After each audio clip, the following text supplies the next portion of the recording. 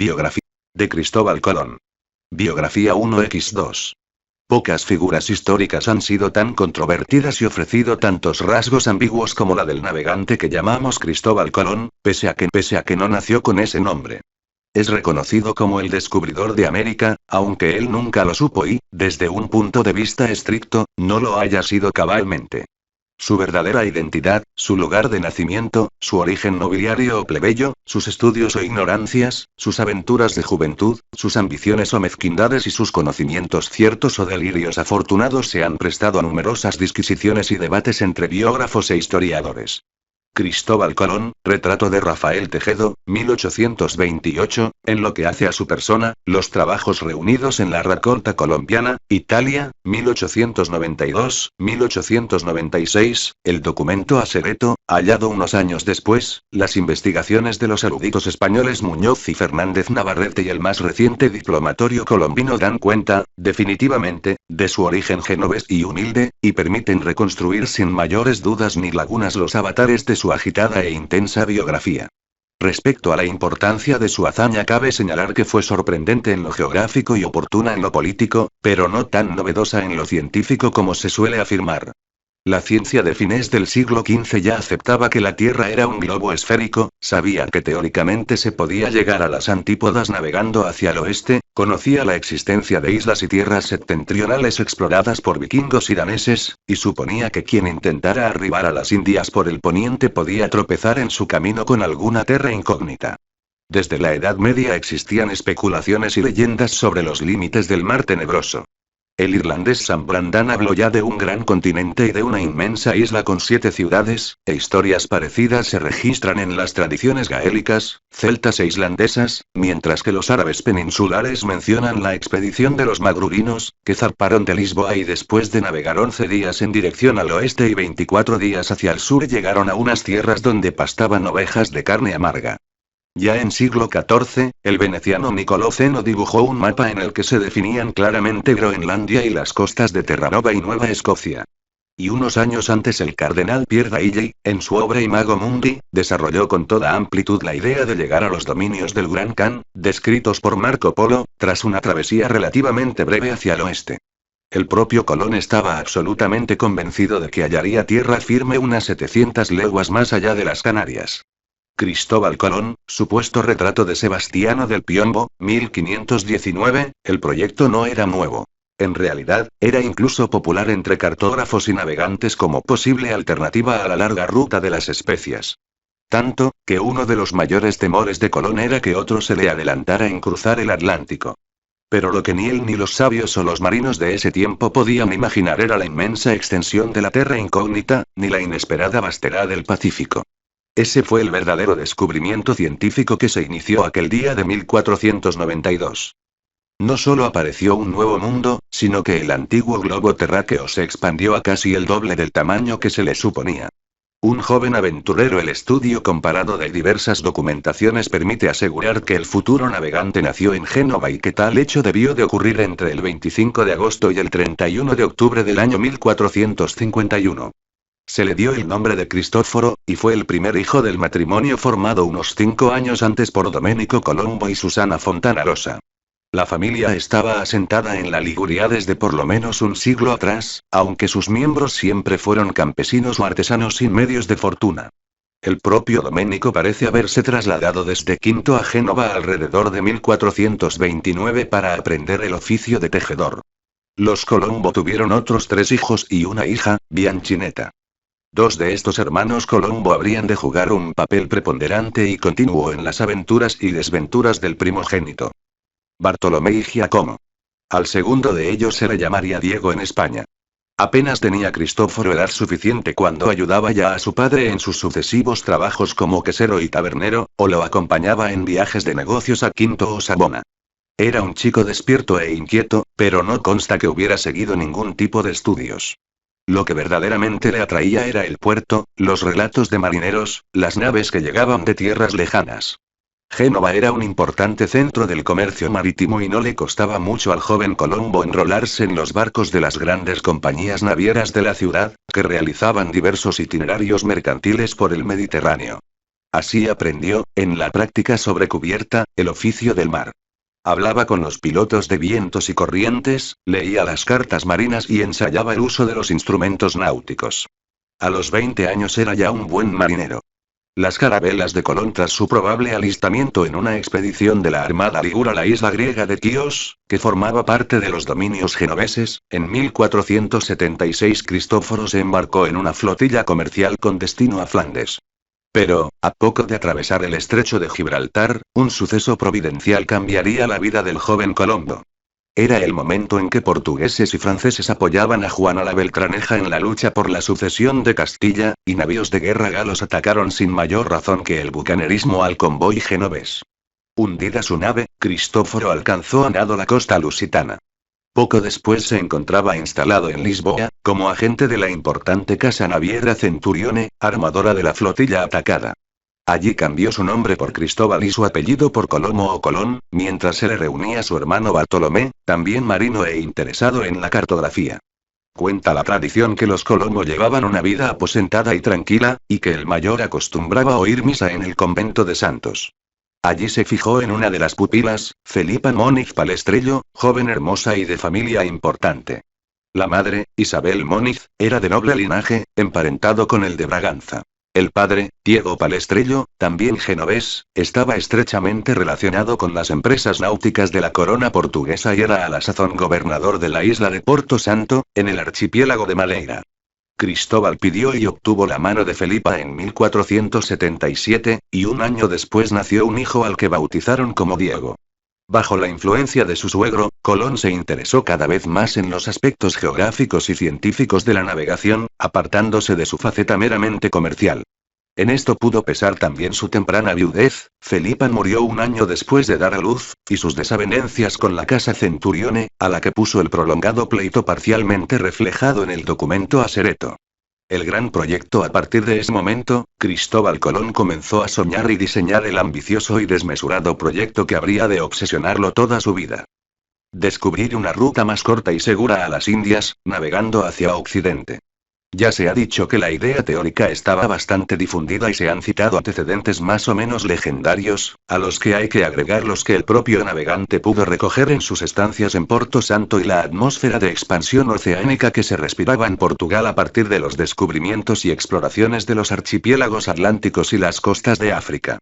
Pero es probable que el factor desencadenante fuese una carta que el sabio florentino Paolo dal Pozzo Toscanelli había dirigido al canónigo lusitano Fernando Martins para que interesara al rey de Portugal en sus ideas. El documento, o una copia de este, llegó a manos de Cristóbal Colón, quizá por mediación de Diego Palestrello. La teoría del humanista de Florencia resume los conocimientos de la época sobre el globo terráqueo, que acertaban en su forma esférica y erraban en el cálculo de sus dimensiones, adjudicando solo 125 grados a la distancia que separaba Canarias de Asia. El primer viaje de Colón. Cristóbal Colón asumió la idea, la transformó en proyecto expedicionario y la elevó al rey Juan II de Portugal.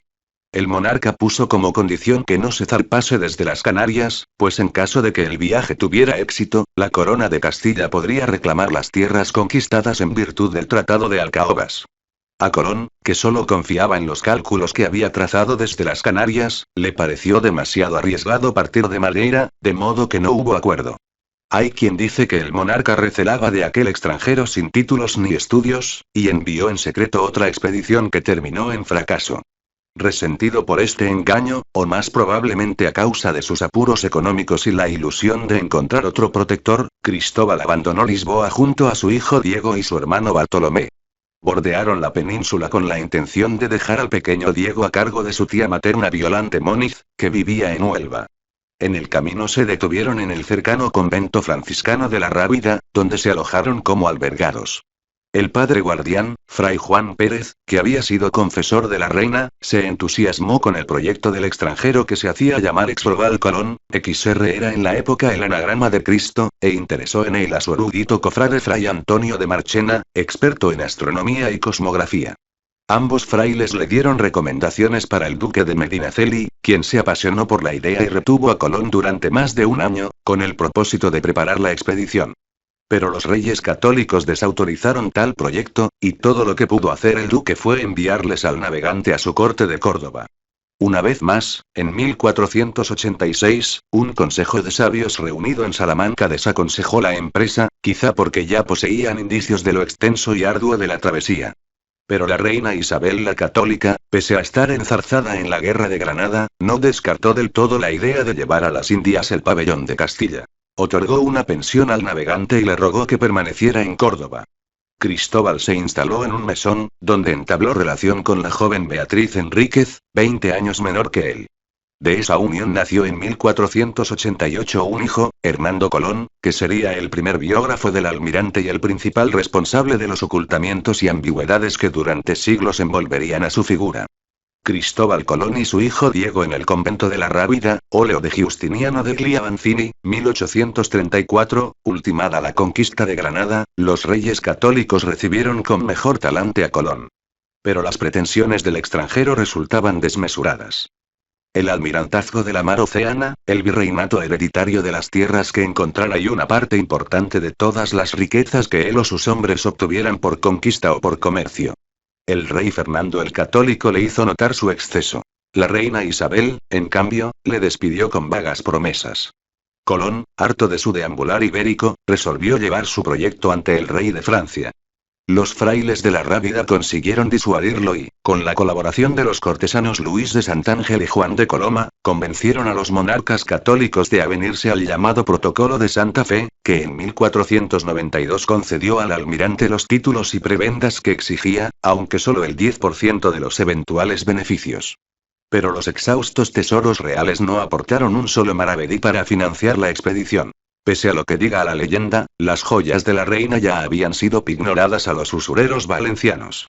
Con ellos tuvo relación Santángel, a quien se debió la brillante idea de hipotecar el arrendamiento de los derechos genoveses al puerto de Valencia, baza que tomó, por mediación del propio Cristóbal Colón, el rico banquero ligur Juan Otto Berardi. Resuelto el problema financiero, solo faltaba hallar los barcos y las tripulaciones. El descubrimiento de América tuvo entonces Colón otro encuentro providencial. Martín Alonso Pinzón, acaudalado armador, viejo lobo de mar y próspero mercader de Huelva, que se apasionó por el proyecto colombino. Gracias al prestigio de Pinzón, los recelosos marinos onubenses aceptaron enrolarse en la extraña empresa, y los armadores Pinto y Niño accedieron a desprenderse de sendas carabelas que serían bautizadas con sus nombres. Martín Alonso y su hermano Vicente Yáñez Pinzón pilotarían esas naves, mientras que el almirante escogió una nao cantábrica anclada en el puerto de Palos, llamada Marigalante. Su armador, el cartógrafo Juan de la Cosa, ofreció incorporarse a la expedición como maestre, y la nave capitana fue rebautizada como Santa María. Restaba aún comprar aparejos y provisiones. Los hermanos Pinzón y sus amistades reunieron el dinero faltante, y todo quedó listo para hacerse a la mar. Salida del puerto de Palos. La expedición partió del puerto de Palos el 3 de agosto de 1492. Pese a la oposición de Martín Alonso y las dudas de Juan de la Cosa, Colón insistió obcecadamente en mantener el derrotero que marcaba el grado 28 de latitud, que pasaba por la isla de Hierro. Por fortuna, intuición o saberes que el almirante no reveló, ese rumbo se mostraba muy favorable para avanzar sin zozobra hacia el poniente. Y la pequeña escuadra se internó en el enigma del mar tenebroso. Pero pasaron más de 2 meses sin avistar tierra y se produjeron conatos de rebelión, reducidos gracias a la autoridad indiscutida de Pinzón. Fue también el veterano piloto quien finalmente convenció a Cristóbal Colón de torcer el rumbo al sudoeste. Pronto comenzaron a ver ramas flotantes, pájaros y otros signos inequívocos de que se acercaban a una costa. Debe decirse que, si hubieran seguido el derrotero del paralelo 28, habrían llegado a la Florida, y quizá la historia del descubrimiento de América y del nuevo continente hubiese sido otra. En la noche del 11 al 12 de octubre de 1492, el marinero Juan Rodríguez Bermejo, apodado el Trianero, dio el grito de tierra. Desde la cofa de la Pinta. Al amanecer desembarcaron en una isla, Guananí o Wadling, en las Bahamas, a la que Colón dio el nombre de San Salvador. Convencido de encontrarse en los dominios del Gran Khan, el navegante recorrió el archipiélago en busca de riquezas. Pero solo hallaron forestas tropicales y nativos desnudos. Luego de tocar la isla de Juana, Cuba, la Santa María encalló irremisiblemente en la costa de la Española, actual isla de Santo Domingo. Primer desembarco de Cristóbal Colón en América, Dioscoro Teófilo Puebla, c. 1862, Colón decidió aprovechar los restos de la nave para construir un precario fuerte, que llamó La Navidad por ser 25 de diciembre. Quedaron allí unos pocos voluntarios. El resto de la expedición emprendió el regreso el 4 de enero de 1493. El almirante capitaneaba la Niña y ordenó gobernar al norte, rumbo aparentemente erróneo. Pero una vez más acertó, pues la corriente del Golfo lo enfiló sin dificultad hacia la península, mientras la pinta de Martín Alonso Pinzón era desviada por un temporal. Arribaron el uno a Lisboa y el otro a Bayona, Galicia. Y en tanto Colón rechazaba las ofertas de Juan II de Portugal para apropiarse del descubrimiento, Martín Alonso Pinzón, enfermo, moría poco después. Los reyes católicos recibieron a Cristóbal Colón en Barcelona con gran pompa y ceremonia, sin dejarse convencer por las intrigas que ya se tejían contra él. Le confirmaron sus títulos y privilegios y por real cédula adicionaron un castillo y un león a su escudo de armas. Pero el almirante solo pensaba en regresar a las Indias, y esta vez con gran despliegue náutico. El 25 de septiembre de 1493 zarpó de Cádiz al frente de una poderosa flota de 1500 tripulantes, con capitanes como Juan Ponce de León, Pedro de Margarito Bernal Díaz, eclesiásticos, cartógrafos y el hidalgo conquense Alonso de Ojeda, que llegaría a ser paradigma del conquistador temerario.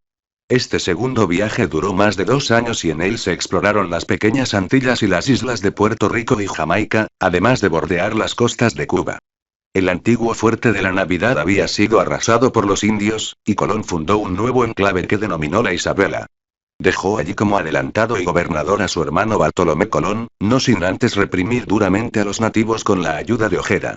En el ínterin habían llegado a la península noticias, quizás interesadamente exageradas, sobre las arbitrariedades del almirante y las matanzas de indígenas. Lo cierto es que Colón resultó tan torpe gobernante en tierra como insigne nauta en el mar. Cristóbal Colón ante los reyes católicos, Juan Cordero, 1850, pero los reyes, por el momento, mantuvieron su confianza y autorizaron un nuevo viaje para enmendar los hierros que pudiera haber cometido. 6 carabelas partieron de Sanlúcar de Barrameda el 30 de mayo de 1498, tripuladas en su mayor parte por penados. Tanto era el temor y la desconfianza que ya inspiraban las historias de mucho riesgo y poco beneficio que llegaban de las nuevas tierras. Esta tercera expedición fue la que llegó más al sur, circundando la isla Trinidad y avistando la desembocadura del Orinoco, en la actual Venezuela. Pero a Colón le acuciaba volver a la Española, tras una ausencia de 30 meses. Encontró allí un verdadero caos. El corregidor Francisco Roldán, apoyado por ex reclusos y caciques inamistosos, se había sublevado contra sus hermanos Bartolomé y Diego Colón, mientras las fuerzas regulares permanecían neutrales. Incapaz de dominar la situación, el almirante reclamó auxilio a la corona, reconociendo tácitamente sus desaciertos como virrey. Meses más tarde, tras nuevas bravatas de Roldán y excesos de los Colón, arribó el comisario real, Francisco de Bobadilla. Este mandó apresar a los 3 hermanos, que al llegar a la península permanecieron encarcelados en Cádiz. La historiografía actual entiende que la actuación de Bobadilla fue correcta, dadas las circunstancias. No obstante, los reyes ordenaron liberar a los detenidos, aunque privaron provisionalmente a Cristóbal Colón de la gobernación del Nuevo Mundo. Tanto porfiaba el almirante en volver que finalmente se le permitió embarcar, aunque con expresa prohibición de acercarse a la Española. En este cuarto y último viaje tocó las costas de Centroamérica, Panamá, Costa Rica, Nicaragua. Regresó cansado y enfermo para afincarse en Valladolid, donde, contra otro mito muy difundido, disfrutó de muy buenas rentas hasta que le sorprendió la muerte el 20 de mayo de 1506. Inicialmente fue enterrado en Sevilla. Años después, su hijo Diego Colón trasladó sus restos a la Española, Santo Domingo, de la que era gobernador. Cronología 1451 nace en Génova. 1469 viaje por el Mediterráneo. 1476 se establece en Portugal como agente comercial y realiza diversos viajes. 1477 boda en Lisboa con Felipa Moniz. 1484 propone a la corte portuguesa llegar a las Indias atravesando el Atlántico. Su plan es rechazado. 1485 se traslada a vivir a España. 1486 es recibido por los reyes católicos. 1491 los reyes católicos se avienen a su proyecto. 1492 zarpa del puerto de Palos. El 12 de octubre llega a las Bahamas, y más tarde a Cuba y Santo Domingo. 1493 segundo viaje y fundación de la Española. 1498 tercer viaje, partiendo de Sanlúcar de Barrameda, con 6 carabelas. Descubre Trinidad y llega a tierra firme. 1500 apresado en Santo Domingo por Bobadilla, vuelto a España. 1502, 1504 cuarto y último viaje. 1506 muere en Valladolid. El descubrimiento de América. En tanto que encuentro entre dos mundos, el descubrimiento de América es probablemente el más espectacular de los acontecimientos historiográficos. Ese momento, y desde los orígenes de la humanidad, el devenir histórico de las civilizaciones americanas y euroasiáticas se había desarrollado de forma totalmente independiente. Con la llegada a las Antillas de Cristóbal Colón, entraron en contacto dos universos paralelos que se hallaban en puntos evolutivos muy distintos. Cristóbal Colón, retrato de Ridolfo Ghirlandaio, c. 1520, el impacto sería enorme. España, Portugal y otras potencias europeas se lanzaron a la colonización del nuevo continente. El gran impulso económico llevaría a la larga a la ascensión de la burguesía y al desarrollo del capitalismo. Para América, en cambio, las consecuencias inmediatas fueron devastadoras. Extinción de las culturas precolombinas, exterminio o explotación de los nativos y saqueo de sus recursos naturales. Desde la perspectiva de las circunstancias que condujeron al mismo, el descubrimiento de América ha de entenderse como la culminación del expansionismo que caracterizó a la Europa de la Baja Edad Media y que tuvo entre sus puntos de partida las exploraciones atlánticas protagonizadas por los navegantes portugueses. A principios del siglo XV, los estados europeos medievales habían alcanzado su máximo desarrollo y se abrían a nuevas y complejas fórmulas de organización y gobierno. La acción expansionista de la industria y el comercio y el nacimiento de la burguesía en el seno del feudalismo suscitaron un afán por descubrir nuevas rutas comerciales.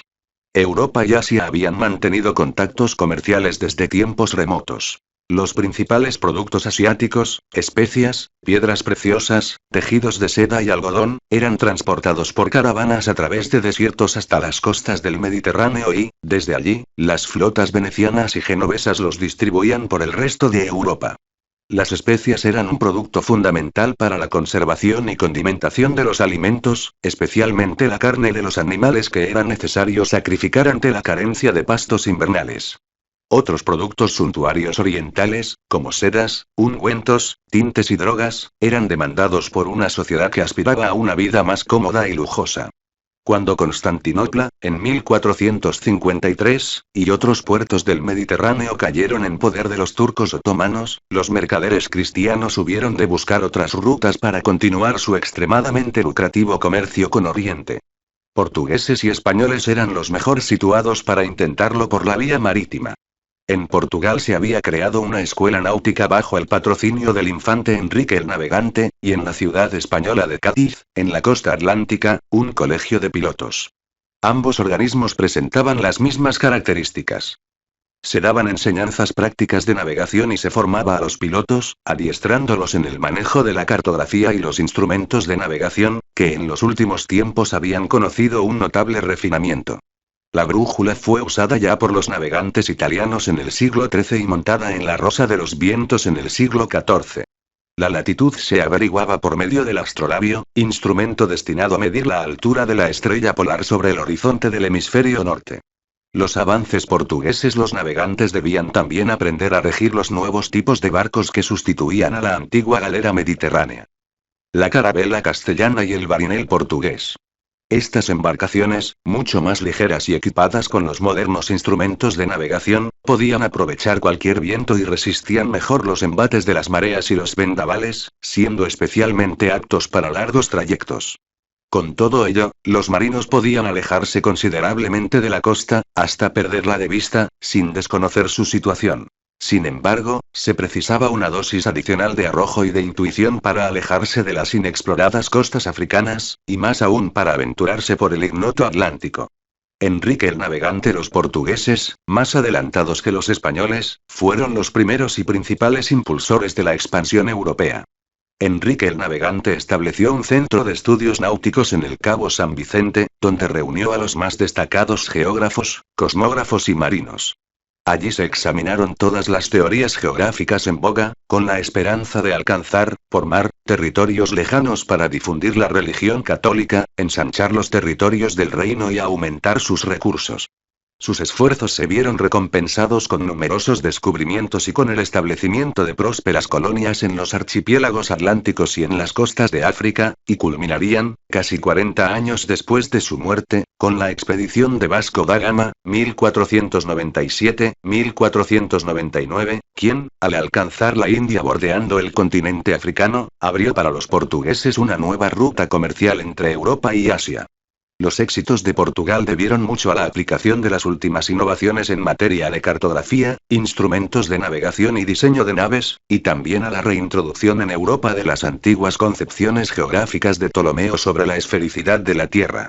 Ciertamente, la viabilidad del proyecto colombino es históricamente incomprensible si se olvida que hay todo un ciclo de navegaciones previas y de mejoras técnicas que crearon las condiciones para que el logro fuera posible. De la llamada media luna fértil de los descubrimientos geográficos, la región comprendida entre el Algarve portugués y la costa de Huelva, habían partido desde comienzos del siglo XV innumerables embarcaciones que recorrían la costa africana, adentrándose cada vez más hacia el sur y hacia el oeste, ya que en su camino de regreso debían practicar la llamada vuelta de Guinea, es decir, navegar hacia el oeste en busca de los vientos alisios para poder tomar entonces el rumbo a la península. El proyecto colombino, la idea de alcanzar la India a través del Océano Atlántico, no era en modo alguno novedosa. Había sido formulada por geógrafos y cartógrafos desde el siglo XIV, y también era conocida, aunque habitualmente rechazada por su temeridad, entre los navegantes. Ciertamente, los nuevos medios técnicos y el ánimo lucrativo hubiesen tarde o temprano empujado a alguien a emprender la travesía. Experto marinero, influido por el ambiente de Portugal y por las lecturas de Ptolomeo, Estrabón, Marco Polo y otros, Cristóbal Colón reunía ya en aquel momento las virtudes necesarias para el triunfo de la empresa: la determinación, la audacia y la experiencia.